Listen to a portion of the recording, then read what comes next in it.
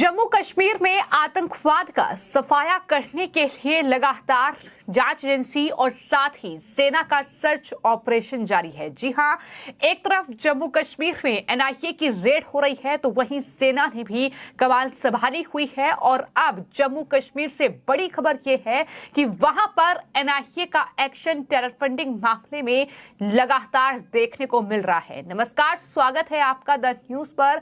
मैं हूं आपके साथ शिप्रा सैनी। तो जम्मू कश्मीर से बड़ी खबर है। जम्मू कश्मीर के लगभग 6 जिले हैं जहां पर राष्ट्रीय जांच एजेंसी लगातार कार्रवाई कर रही है और टेरर फंडिंग मामले में ये जबरदस्त जो कार्रवाई है वो जम्मू कश्मीर में हो रही है। और ये कोई पहला मौका नहीं है, इससे पहले भी लगातार एनआईए का एक्शन इन आतंकवादियों के खिलाफ, आतंकवादियों के जो सहयोगी हैं उनके खिलाफ देखने को मिल रहा है, जो कहीं ना कहीं आतंक के लिए मदद कर रहे हैं। उनके घर पर या कह सकते हैं कि उनके ठिकानों पर ये राष्ट्रीय जांच एजेंसी ने बड़ा एक्शन लिया है और फिलहाल टेरर के इस इकोसिस्टम को ध्वस्त करने के लिए national investigation agency Jammu Kashmir के अलग अलग इलाकों में छापेमारी कर रही है, जिसमें कई इलाके हैं, फिर चाहे वो शोपिया का इलाका हो, फिर चाहे वो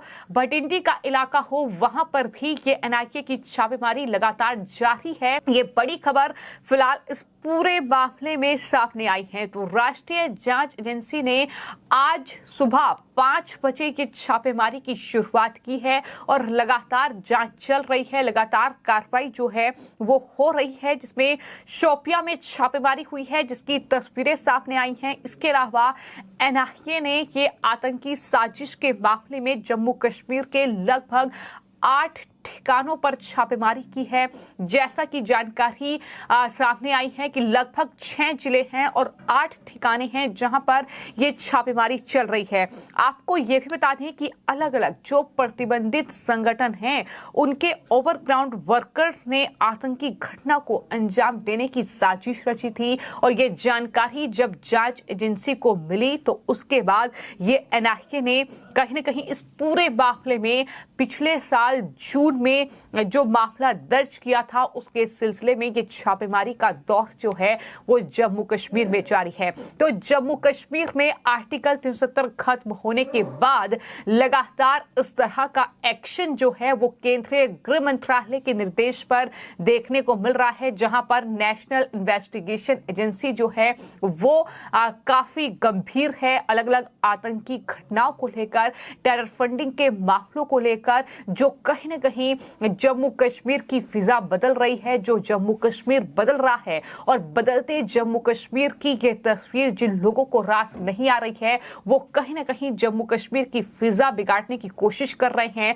वो वहां पर टेरर के लिए फंडिंग कर रहे हैं और इतना ही नहीं, अलगाववाद और आतंकवाद को बढ़ावा देने के लिए अलग अलग तरीके अपना रही हैं। फिर चाहे वो पाकिस्तान के लोगों से संपर्क की बात हो, फिर चाहे वो अलग अलग प्रतिबंधित जो आतंकी संगठन हैं उनसे संपर्क में है। तो कुल मिलाकर ये पूरा मामला है जिसमें नेशनल इन्वेस्टिगेशन एजेंसी की छापेमारी लगातार जम्मू कश्मीर में देखने को मिल रही है। और जो बड़ी खबर सामने आई है वो ये कि डॉक्टर परवेज अहमद नाज के घर पर ये छापेमारी जो है वो एजेंसी ने की है, जिसमें जानकारी ये निकलकर सामने आई है कि संदिग्ध ऐप का इस्तेमाल परवेज नाज कर रहा था और इतना ही नहीं, पाकिस्तान के नंबरों के संपर्क में था।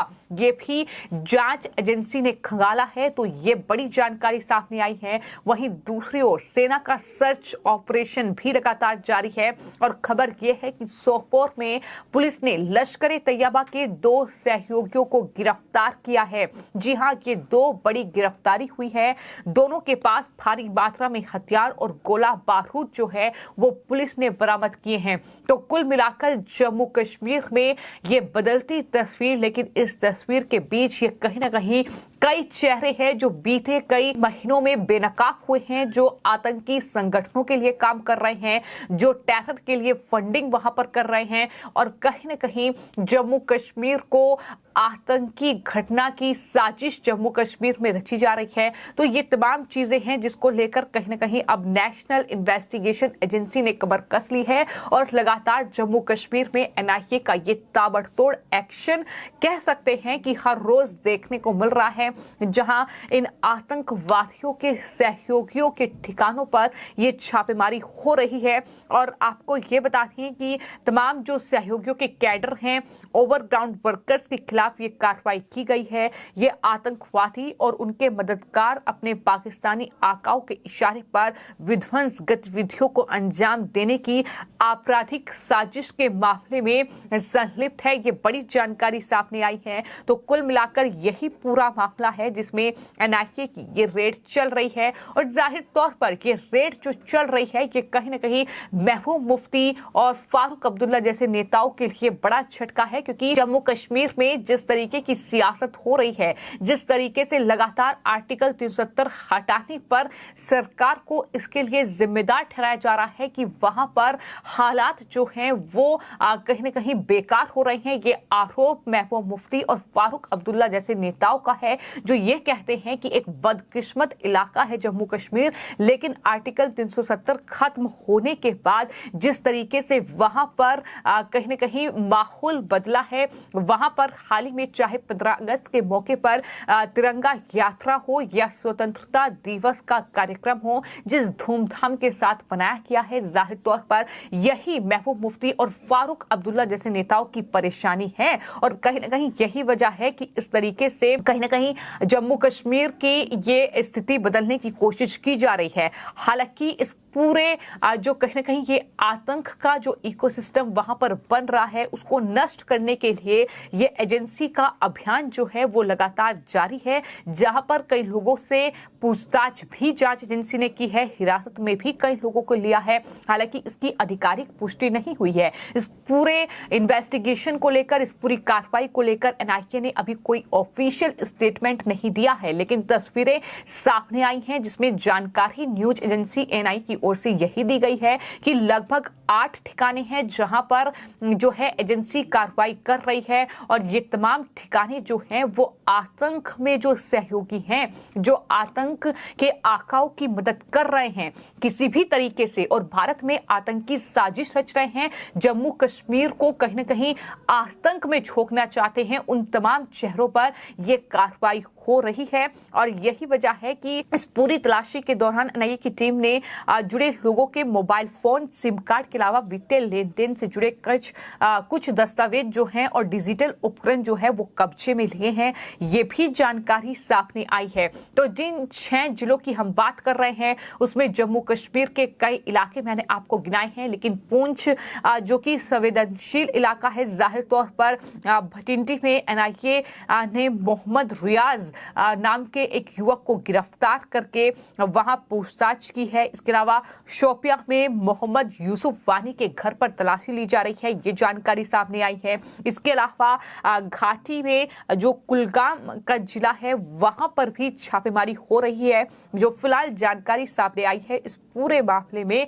तो कहीं ना कहीं ये जो पूरा इन्वेस्टिगेशन हो रहा है, जाहिर तौर पर जो आतंकवादियों के सहयोगी हैं, जो जम्मू कश्मीर को दहलाने की साजिश रच रहे हैं, जो आतंक बढ़े और जम्मू कश्मीर में कहीं ना कहीं जो हालात बदल रहे हैं वो ना बदले, क्योंकि पहले के हालात हर कोई जानता है कि जम्मू कश्मीर में किस तरीके से अलगाववाद और पत्थरबाजों का शासन कहीं ना कहीं था, वहां पर किस तरीके से हर रोज आतंकवादी घटनाएं होती थी। लेकिन अब जब जम्मू कश्मीर बदल रहा है तो कहीं ना कहीं कुछ राजनीतिक दल हैं, कुछ क्षेत्रीय पार्टियां हैं जम्मू कश्मीर की, जिन्हें ये जम्मू कश्मीर की बदलती तस्वीर रास नहीं आ रही है, लेकिन वहीं सरकार एक्शन में है, प्रशासन एक्शन में है। और यही वजह है कि गृह मंत्रालय के निर्देश पर कहीं न कहीं जांच एजेंसी का एक्शन और साथ ही सेना को जो निर्देश कहीं न कहीं दिए जा रहे हैं उसके चलते ऑपरेशन लगातार जारी है। और यही वजह है कि लगातार आतंकवादियों के सहयोगियों की न सिर्फ गिरफ्तारी हो रही है बल्कि जांच जब आगे बढ़ रही है तो खुलासे हो रहे हैं, जिसके चलते कहीं न कहीं सेना को इस ऑपरेशन में बड़ी सफलता हाथ लग रही है। फिलहाल आपकी इस पूरे मामले पर क्या राय है हमें कमेंट बॉक्स में जरूर लिखें और चैनल को सब्सक्राइब करें। धन्यवाद।